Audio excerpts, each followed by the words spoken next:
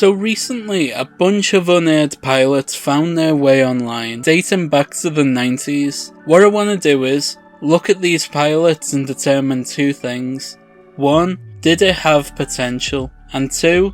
How different would popular culture be if this pilot was picked up for series? Today we're opening up the pilot vault and looking at the pilot for a show called Carlton, Your Doorman. It's the first animated series that we're covering in this series, and it's also the first spin-off. It was a spin-off of the live-action sitcom Rhoda, which was already a spin-off of the Mary Tyler Moore Show. If you've never seen Rhoda before, then don't worry, I'll quickly tell you all you need to know. It was a sitcom following a character from the Mary Tyler Moore Show, Rhoda, as she moved back to New York. Pretty much every episode, there'd be a ring at the intercom beside the door, and we'd hear the words, "Hello, this is Carlton, your doorman." Now, you may recognise that voice. It's Lorenzo Music, known for being the voice of Garfield. It was his performance as Carlton that gave Jim Davis the idea to cast him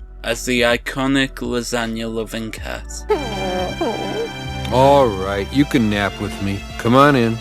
Lorenzo Music also voiced Peter Venkman in the Ghostbusters animated series. This was long before Bill Murray went on to play Garfield in those awful movies. It's just one of those weird coincidences. When Music passed in 2001, Garfield creator Jim Davies wrote in tribute, "I began to wonder if anyone could deliver the sardonic, lazy voice I was hearing in my head." Then Lorenzo sat down at the mic. He helped define Garfield. We never saw Carlton's face in Rhoda. He was just a voice, leaving us to imagine what he looked like. That was until he got a pilot for his own animated spin-off. Lorenzo returned to voice the character, and it was revealed that Carlton was a relatively young man, with shoulder-length blonde hair and a mustache. He looks pretty much how the Beatles did back then. The episode served as a pilot for a proposed weekly animated spin-off of Rhoda, but it was never picked up by CBS. Now, this is different from all the pilots we've looked at so far, as this one was aired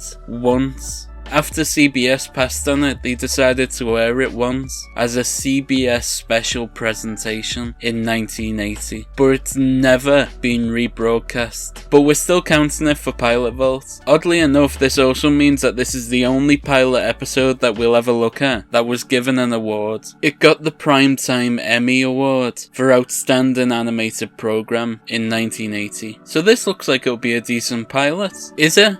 Well, we'll get into that.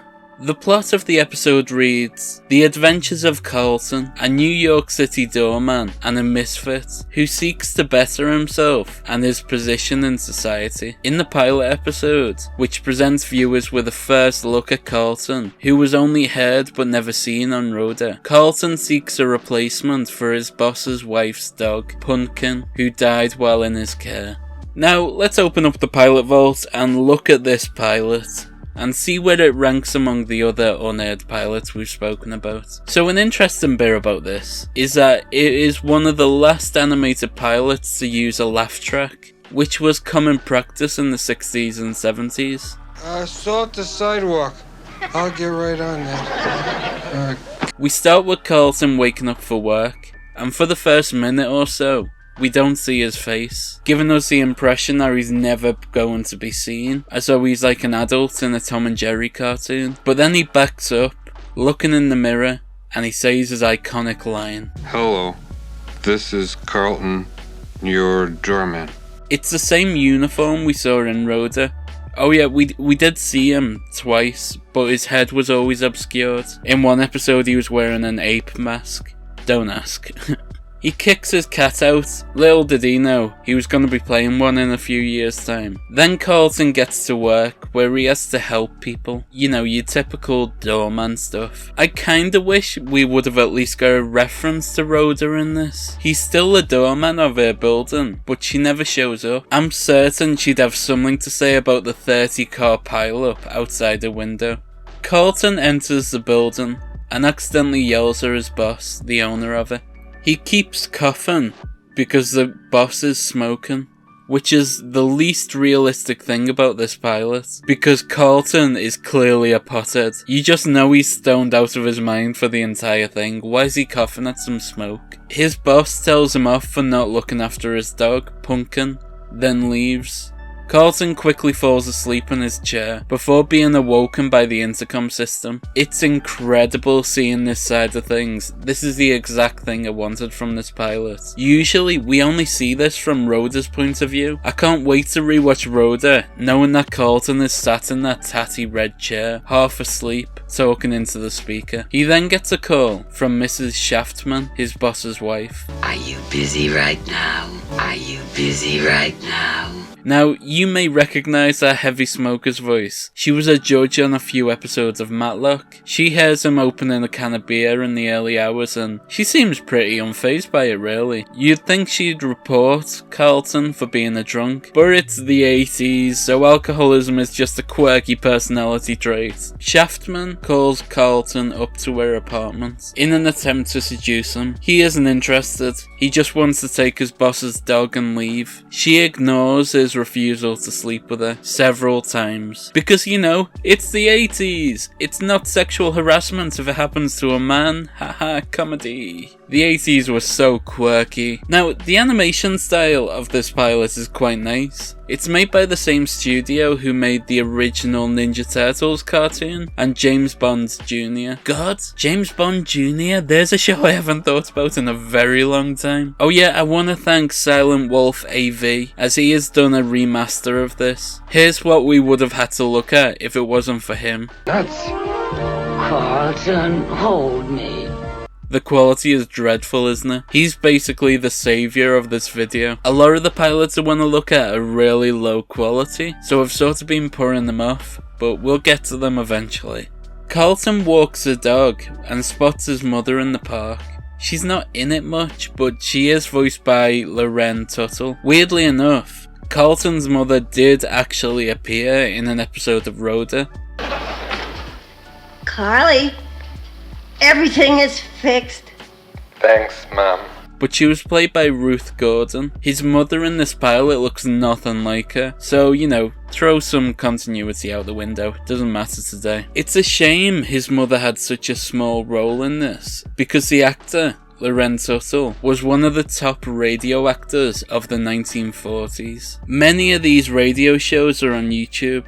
I really advise you to check some out. There's an episode where she plays twins and one twin kills the other, and she plays it like no one else could. She actually did the show live at one point years later, switching between the characters on stage, playing both roles. Incredible actor. Like I said, it's a shame she wasn't in this more because she's got such a brilliant voice. Carlton kills the dog by making the old thing run too quickly whilst he was sexually harassing a woman in the park. Yeah, a lot of this pilot didn't age well. With the dog dead, Carlton starts to worry that he's gonna get fired. He reveals that he got a job in the building from out of high school, so he's basically been doing this his entire life. I think it's because of how wonderful a voice actor Lorenzo Music is, but I got really emotional hearing him tell this story. It was beautiful yet tragic, really well written.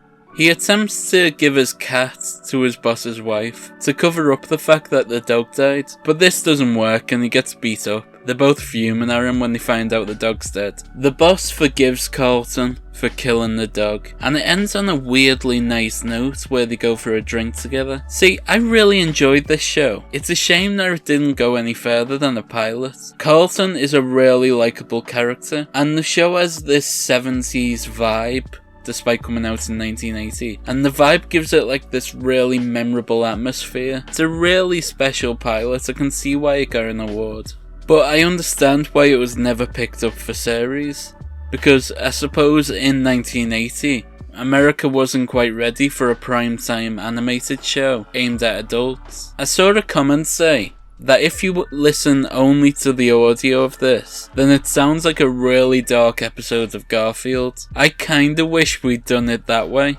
Should we do that on the second channel sometime? It could be funny. Subscribe to the second channel if you want me to watch this again without the audio, and we can talk about the Garfieldness. So, where does this pilot rank among the other unaired pilots that we've seen? Well, it was certainly emotional. It could have been funnier, sure, but I don't think it was trying to be a laugh every 30 seconds type of comedy. It instead pulled at the heartstrings, and Lorenzo Music's performance sold me on every emotional beat. Sure, some of the stuff didn't age well, like when Carlton was sexually harassed for humour, or when Carlton sexually harassed a woman for humour. But it was the 80s, it was a different time. That's really not a good defence, is it?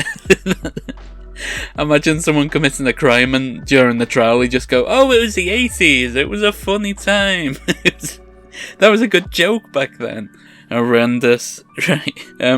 You know what? I'm gonna stick this between Times Square and Rex Is Not Your Lawyer, but only because of how much Lorenzo Music nailed it. If he wasn't in this, then this pilot would have been a lot lower down. Right, if you want me to talk about more unaired pilots, then let me know in the comments. And if you don't mind, subscribe. Help us reach 4K. Right, I'll let you go. Bye.